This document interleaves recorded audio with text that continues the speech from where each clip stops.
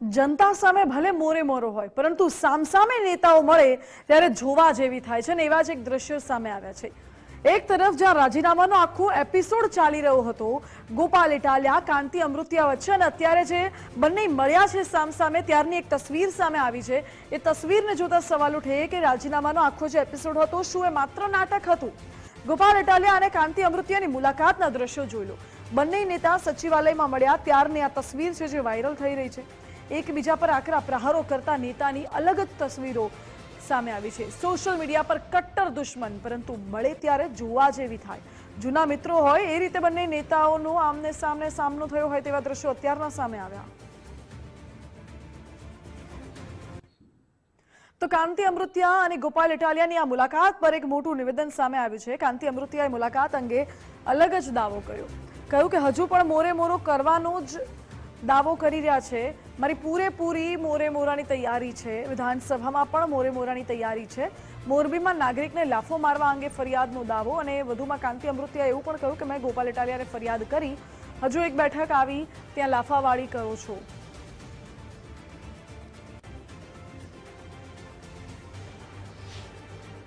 મોરે મોરો અને રાજીનામાના યુદ્ધ બાદ કાંતિ અમૃતિયા અને ગોપાલ ઇટાલિયા ગઈકાલે સચિવાલયમાં ભેગા થયા અને એકદમ હળવી શૈલીમાં અંદાજમાં સોશિયલ મીડિયામાં જે ઉગ્રતા હતી તેનાથી એકદમ વિરુદ્ધની સ્થિતિ આ દ્રશ્યની અંદર હતી ને કાંતિભાઈ અમૃતિયા આપણી સાથે છે, તેમની જ સાથે વાત। કાંતિભાઈ, મોરે મોરો એકદમ લડી લેવાની વાત અને કાલ ફોટા જોયા એકદમ મિત્રતા ભાવે હસતા ખેલતા, શું વાતચીત થઈ કાલે ગોપાલભાઈ જોડે?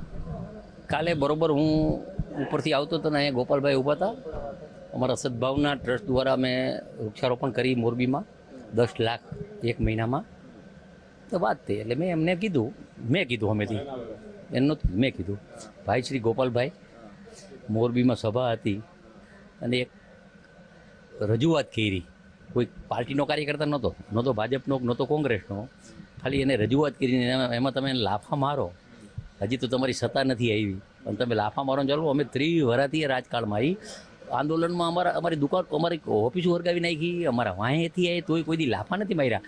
લાફા મારવાનો હોય, ગુંડા હોય ને મારવાનો હોય એટલે મેં તો અમારા ગામમાં આવા 500 ગુંડા હતા ને નાઈ થાય એટલે તમે આ બધું બંધ કરો જી, એક સીટ આવી એમાં આવું મેં એને કીધું।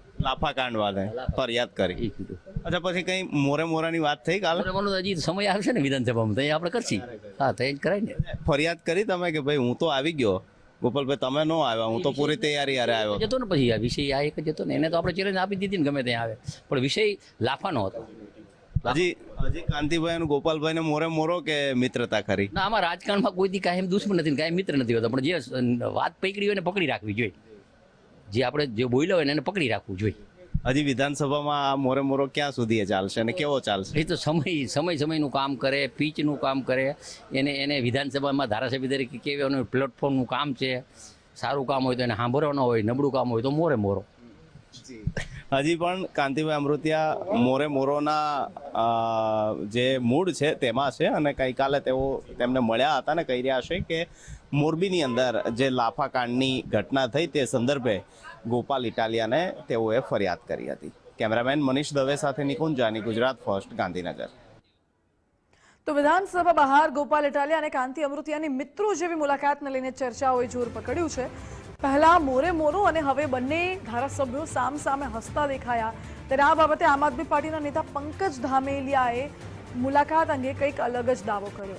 કહ્યું કે ધારાસભ્ય વચ્ચેની વાતચીતનો પંકજ ધામેલિયાએ ખુલાસો કર્યો અને કાંતિ અમૃતિયા ગોપાલભાઈને જોઈને દોડતા આવ્યા તેવો દાવો પંકજ ધામેલિયાએ કર્યો।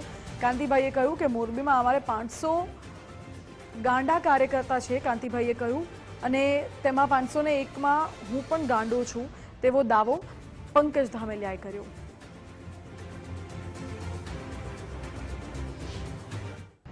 નમસ્તે દોસ્તો, હું છું પંકજ ધામેલિયા।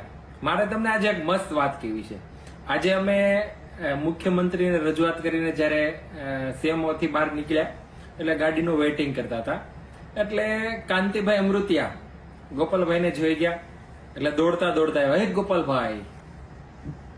ગોપાલભાઈ એમ કરીને દોડતા આવ્યા એટલે આવીને હાય હેલ્લો કર્યો અને પછી તમે જે ફોટા જોયા છે એ ફોટા ઘણું બધું કહી જાય છે. કેટલો મતલબમાં ફની ટાઈમ હતો એ.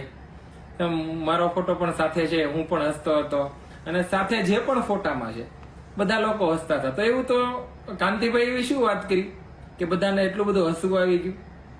એટલે કાંતિભાઈ એક સરસ મજાની વાત કરી, એ એને લાગુ પડે છે, એની પોતે ખુદે કરી છે. હું એક જવાબદારીપૂર્વક કહું છું કે એની પોતે વાત કરી છે. કાંતિભાઈ એવું કીધું કે અમારા મોરબીમાં અમારા 500 ગાંડા કાર્યકર્તા છે અને એમાં 501મો હું, કે હું ગાંડો છું. આ કાંતિભાઈના શબ્દો હતા. અમારી વાતને કદાચ કાંતિભાઈ પાસે વિડીયો પહોંચે તો કાંતિભાઈ આ ખોટો નહીં કહી શકે, કારણ કે કાંતિભાઈ ખુદ એવું બોલે છે. ત્યાં તો કેટલા બધા લોકો હતા, બધા હસતા હતા. ફોટો ફ્રેમમાં 4-5 જણા જ આવ્યા છે, પણ આગળ પાછળ કેટલા બધા બીજા લોકો હતા. એ બધાએ સાંભળ્યું કે હું તો ગાંડો છું. એટલે આ એટલી ફની મુમેન્ટ છે. હવે આવા બે જવાબદારી ભર્યા નિવેદનો જો એક ધારાસભ્ય આપતો હોય એ તે સીએમઓની બહાર નીકળતા, તો આપણે વિચારવાની જરૂર છે કે આપણે કેવા લોકોને મત આપીએ છીએ. એક ગાંડા વ્યક્તિને આપણે વોટ આપીએ છીએ